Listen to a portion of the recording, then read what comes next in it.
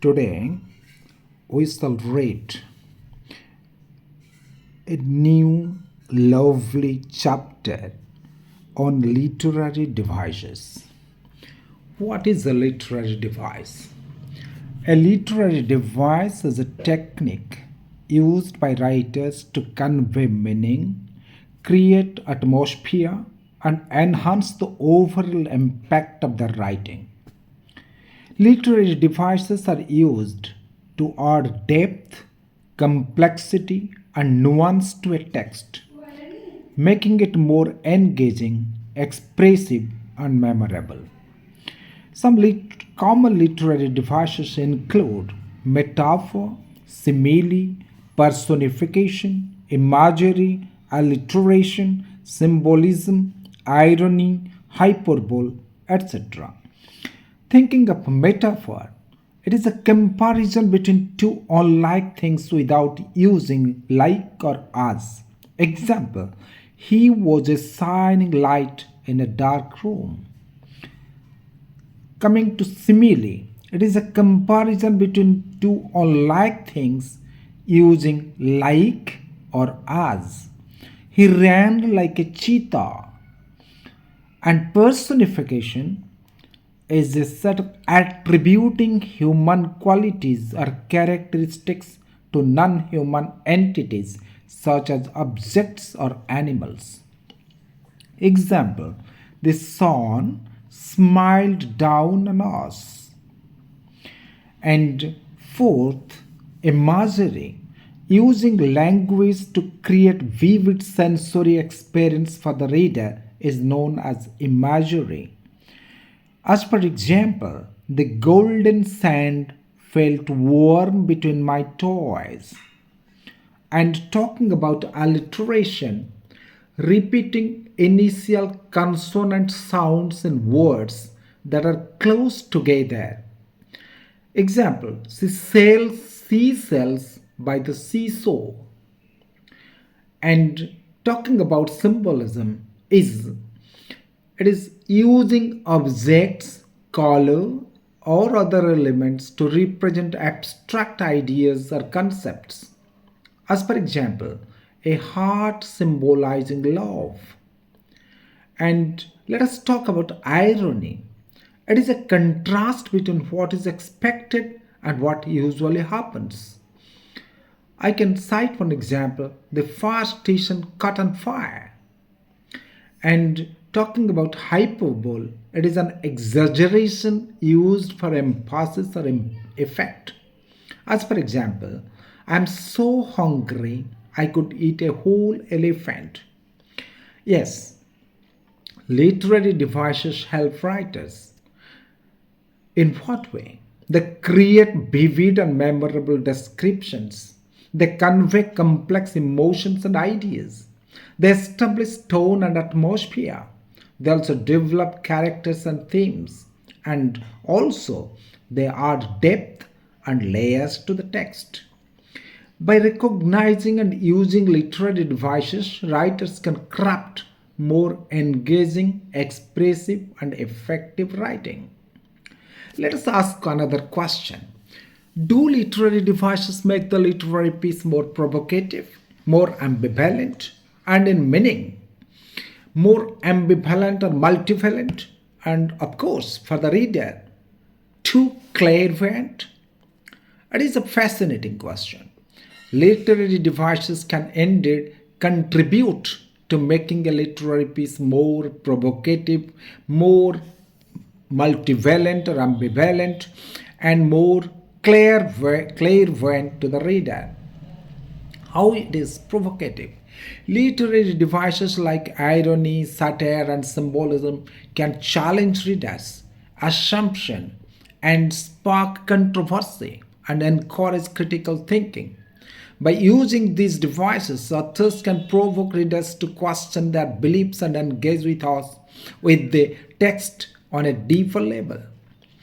And how it is ambivalent in meaning.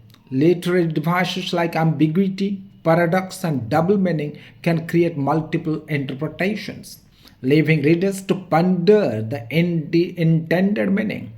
This ambiguity can foster a richer understanding of the text, as readers must actively engage with the material to uncover its significance.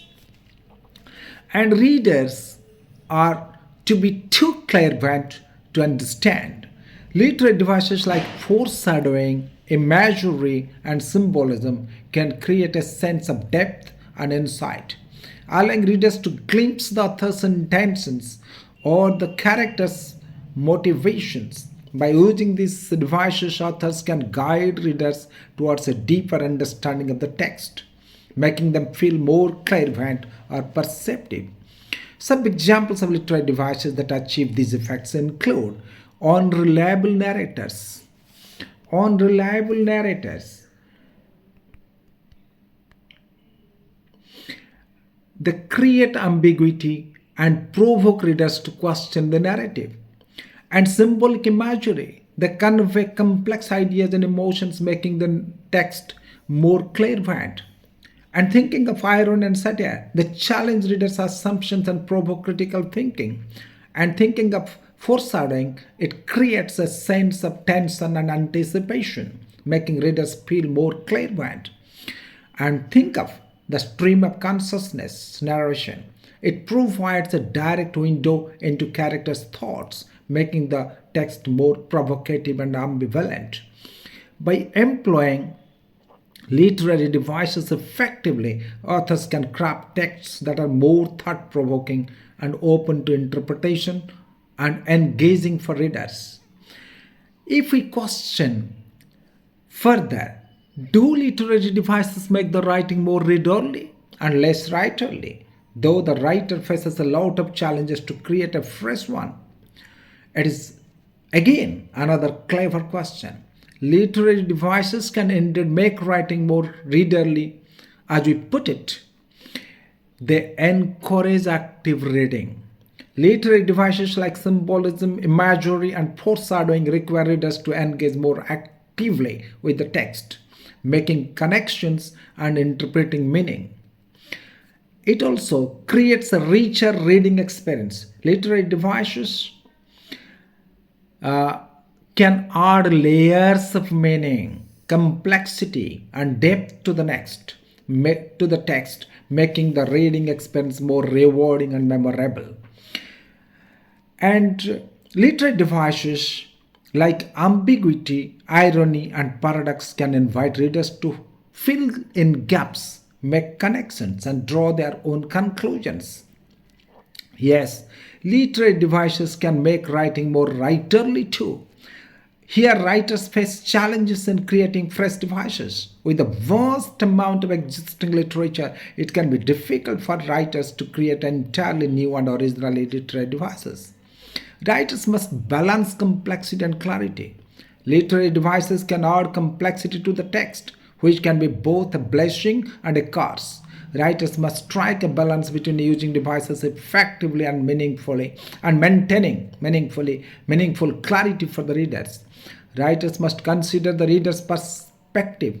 While literary devices can enhance the reading experience, writers must also consider the reader's ability to understand and interpret these devices. To overcome these challenges, writers can experiment with unique combinations of devices. While individual devices may not be entirely new, combining them in innovative ways can create fresh and interesting effects. They can draw inspiration from other art forms. Writers can look to music, visual art, or film or for inspiration in creating literary devices. Writers can push the boundaries of language and form. They can experiment with non traditional narrative structures, language, and styles to create innovative literary devices. By embracing these challenges and experimenting with literary devices, writers can create rich, complex, and engaging texts that reward readers and leave a lasting impression. Let us now question, are literary devices the main objective of formalist critics? Oh, yes, sometimes it is. Formalist critics do place a significant emphasis on literary devices, but they are not the sole objectives. Formalist criticism, also known as new criticism, emerged in the mid 20th century. Formalist critics focus on the literary work itself, examining the structural elements, stylistic features, including literary devices like imagery, symbolism, and foreshadowing, then thematic concerns. And formalist critics aim to understand the text's internal dynamics. They identify patterns and relationships. They uncover the author's intended meaning. Though a close reading of the text rather than relying on external information like historical context or authorial intent. While literary devices are an essential aspect of formalist criticism, they are not the only focus. Formalist critics seek to understand the text as a unified, self contained work of art, and literary devices are just one of the many tools they use to achieve this understanding.